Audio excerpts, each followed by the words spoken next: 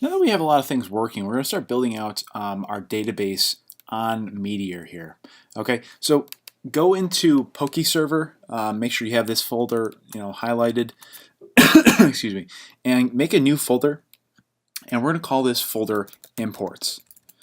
Now, imports is like a special folder in Meteor, which allows us to define collections. Which if you're not familiar with MongoDB, basically just means documents that you want to save into your database so that you can use that information later. Like you can call your database for some information and put that information on your client, which is in this case is our app. So inside of imports, go ahead and make another folder, and we're going to call this collections. We're actually only going to have one collection for this app tutorial, and that's going to be called Pokemon. So, could have made that singular, but whatever. We'll call this Pokemon.js, and that's good right there. The first thing we want to do in here is import Mongo from Meteor/Mongo. And Mongo is, obviously the MongoDB object. So MongoDB is the database we're using. There's a lot of different kinds of, databases out there, but MongoDB is the hot new one that a lot of people are using. I really love MongoDB. I think it's like the best one out there. A lot of people would get angry at me for just saying that, but I happen to really like it. So, to hell with them. All right. So inside here, I'm going to pull off the Meteor object, and we're going to get this from Meteor. And these things are going to help us create our collection, or our, a piece of our database essentially. And we want to just write right here, export const Pokemon. So that's the name of our collection. And we're going to say new Mongo.collection. So we're defining our collection right now. And in here we'll put a lowercase Pokemon, just defining again that we have this Mongo this collection in our MongoDB database called Pokemon. Now right here, I'm going to write a function called write Meteor, which has on the object Meteor a function called publish. So I'm going to call that function. Misspoke there. And in here, I want to pass in Pokemon. So it's going to be getting this collection here. And I just simply want to return this out to anyone. The idea behind this app is that our map is like an open source of Pokemon on maps, and we just want to give people the data regardless of who they are. It doesn't matter if they're signed in or not; they should be able to see it.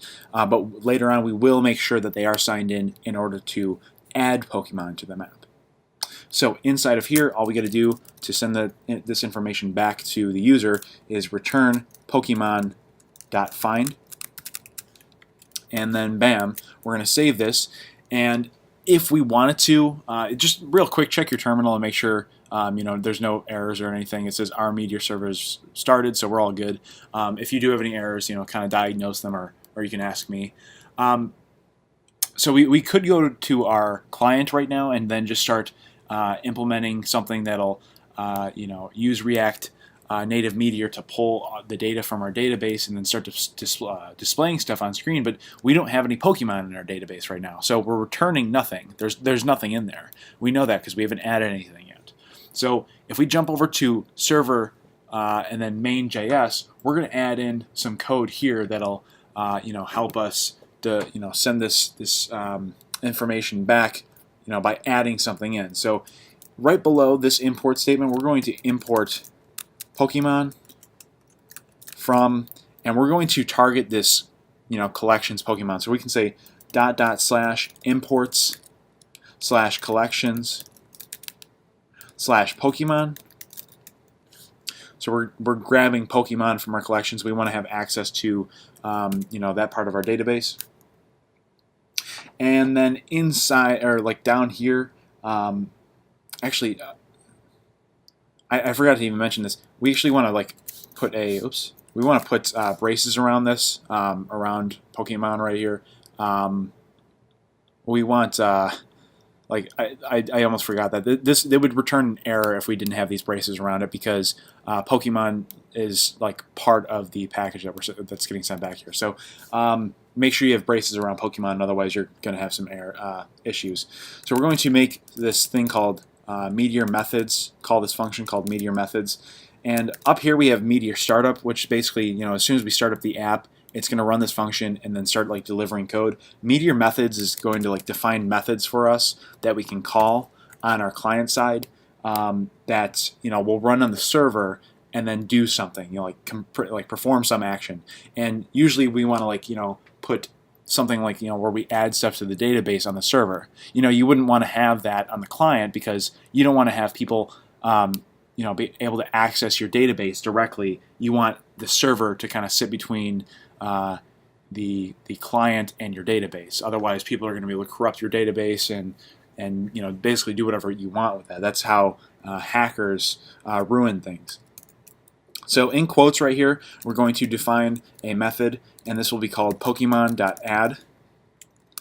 And then we'll just make this a function, and it's going to receive a parameter called location, which we'll just shorten with LOC for you know, lock.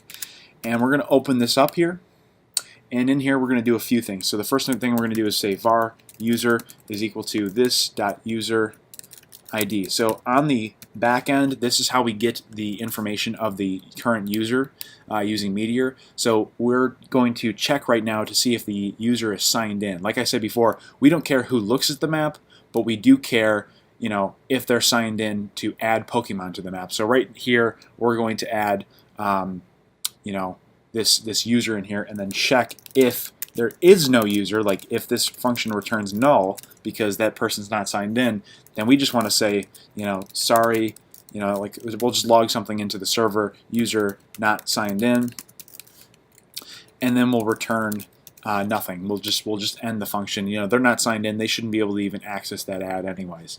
So right after this if statement, we're going to really, you know, I suppose we could. I'm going to modify what we do here real quick, just so we can see some code on screen. I know this video is getting a little long.